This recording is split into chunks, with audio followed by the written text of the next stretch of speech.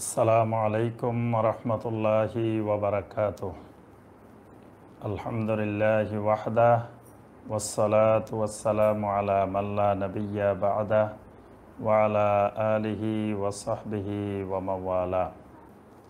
যাকাত সম্পর্কে আমরা সবাই আলহামদুলিল্লাহ কম বেশি জানি, কারণ যাকাত ইসলামের একটি গুরুত্বপূর্ণ রোকন।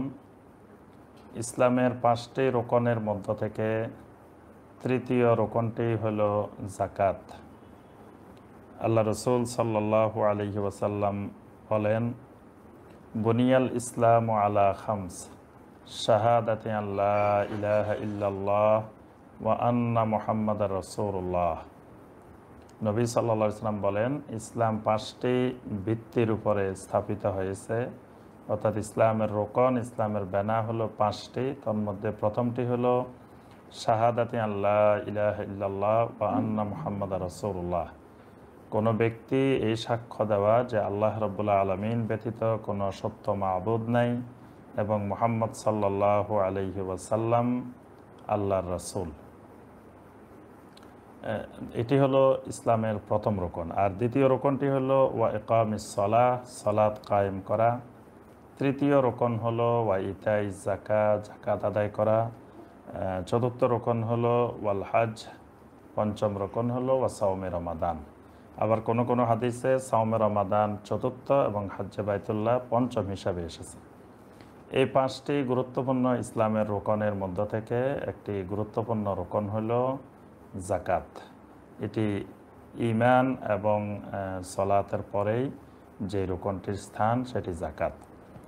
যাকাত সারা বছরেই আদায় করা যায়, তবে রমাদান মাসের সাথে যাকাতের একটি গভীর সম্পর্ক রয়েছে।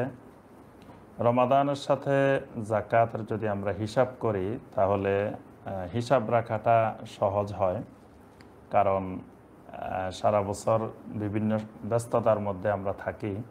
তো রমাদান মাসের একটি তারিখ ঠিক করে রাখলে প্রতি বছর একবার রমাদানে আমাদের জন্য হিসাব করাটা সহজ হয়ে যায়।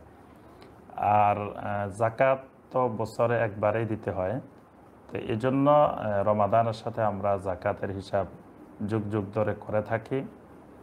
আর রমাদান মাসের আমাল ফজিলত বেশি গুরুত্বপূর্ণ, বেশি ফজিলত।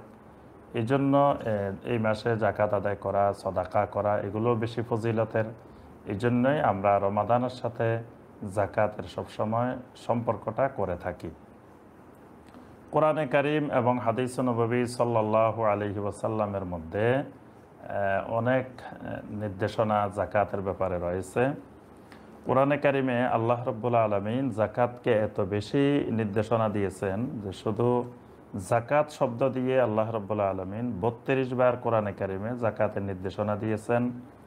সদাকা শব্দ দিয়ে 13 বার, ইনফাক শব্দ দিয়ে 40 বার এবং সালাত আর যাকাতকে একসাথে আল্লাহ রাব্বুল আলামিন কোরআনে কারীমে 27 বার উল্লেখ করেছেন। তাহলে বোঝা যায় যে এই যাকাতকে আল্লাহ রাব্বুল আলামিন কত গুরুত্ব দিয়েছেন। কোরআনে কারীমে সূরা আল মুমিনুনের মধ্যে আল্লাহ রাব্বুল আলামিন জান্নাতুল ফেরদাউসের ওয়ারিস যারা হবেন, উত্তরাধিকারী যারা হবেন, তাদের কতগুলো বৈশিষ্ট্যের কথা আল্লাহ রাব্বুল আলামিন বর্ণনা করেছেন। তন্মধ্যে একটি গুরুত্বপূর্ণ বৈশিষ্ট্য হলো ওয়াল্লাযীনা হুম লিয-যাকাতি ফাঈলুন। এরা, এই মুমিনগণ, যাকাত আদায়ের ব্যাপারে অত্যন্ত সক্রিয় থাকে। অর্থাৎ যাকাত আদায় করা, এটি যেমন তার বৈশিষ্ট্য, মুমিনের শুধু যাকাত আদায় করে না, বরং যাকাত আদায়ের ব্যাপারে তারা অত্যন্ত তৎপর থাকে।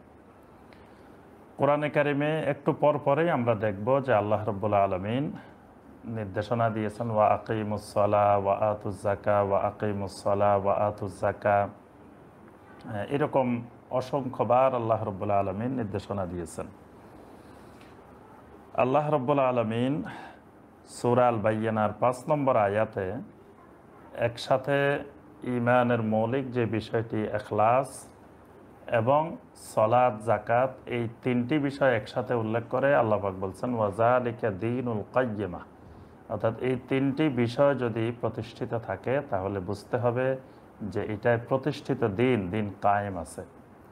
এখানে আল্লাহ রাব্বুল আলামিন বলছেন ওয়ামা উমিরু ইল্লা লিয়াবুদুল্লাহ মুখলিসিনা লাহুদ্দিন হুনাফা ওয়া ইউকিমুস সালাহ ওয়া ইউতুজ যাকাহ ওয়া যালিকা দীনুল কাইয়্যিমা। আল্লাহ রাব্বুল আলামিনের ইবাদতগুলো করতে হবে খালেসভাবে, একমাত্র আল্লাহর জন্য, শিরক মুক্ত হয়ে একনিষ্ঠভাবে আল্লাহর জন্য ইবাদত ইখলাসের সাথে। এরপরে আল্লাহ পাক বলছেন ওয়া ইউকিমুস সালাহ ওয়া ইউতুজ যাকাহ, এবং তারা এভাবে সালাত কায়েম করবে, যাকাত আদায় করবে। এটিই হলো দীনুল কাইয়্যিমা। যাকাত যারা আদায় করে না এদের ব্যাপারে আল্লাহ রাব্বুল আলামিন অসংখ্য আয়াতে কারিমায় হুঁশিয়ারি ব্যক্ত করেছেন। সূরা হামিম আস-সাজদার ৬ এবং ৭ নম্বর আয়াতে আল্লাহ রাব্বুল আলামিন বলছেন ওয়াইলুল লিল মুশরিকিন আল্লাযীনা লা ইউতুনা যাকাতা ওয়া হুম বিল আখিরাতি হুম কাফিরুন। ওই সকল মুশরিকদের জন্য ধ্বংস অনিবার্য যারা যাকাত আদায় করে না। এবং অসংখ্য হাদিসে আল্লাহ রাসূল সাল্লাল্লাহু আলাইহি ওয়াসাল্লাম এই যাকাত আদায়ের ব্যাপারে নির্দেশনা দিয়েছেন। তো আমরা দেখি আবু বকর রাদিয়াল্লাহু তাআলা আনহুর খেলাফতের সময় যখন কিছু মানুষ যাকাত দিতে অস্বীকার করেছিল, আবু বকর রাদিয়াল্লাহু তাআলা আনহু সেখানে কঠিনভাবে ঘোষণা দিয়েছিলেন যে ওয়াল্লাহি লা উকাতিলান্না মান ফাররাকা বাইনাস সালাতি ওয়াজ যাকাত। তিনি বলেন যে যারা সালাত এবং যাকাতের মধ্যে পার্থক্য সৃষ্টি করে, আল্লাহর কসম আমি তাদের বিরুদ্ধে লড়াই করে যাব। এবং এতে সাহাবায়ে কেরাম তাকে সমর্থন দিয়েছিলেন। সাহাবায়ে কেরাম এই ব্যাপারে সবাই ঐক্যবদ্ধভাবে আবু বকর রাদিয়াল্লাহু তাআলা আনহুর সাথে একমত হয়েছিলেন। তো আরও অসংখ্য আয়াত ও হাদিস রয়েছে, আমরা বিভিন্ন সময়ে আলোচনা করেছি। সম্মানিত ভাই বোনেরা, এই জন্য আমাদেরকে আল্লাহ পাক যাকে যে পরিমাণ সম্পদ দান করেছেন, আমরা সেই সম্পদ থেকে সঠিকভাবে যথাযথ নিয়মে যাকাত আদায় করব। তো যাকাত আদায় করার জন্য শরঈ কিছু বিধিবিধান নীতিমালা রয়েছে, যেগুলো আমাদেরকে জেনে বুঝে যাকাত আদায় করতে হবে।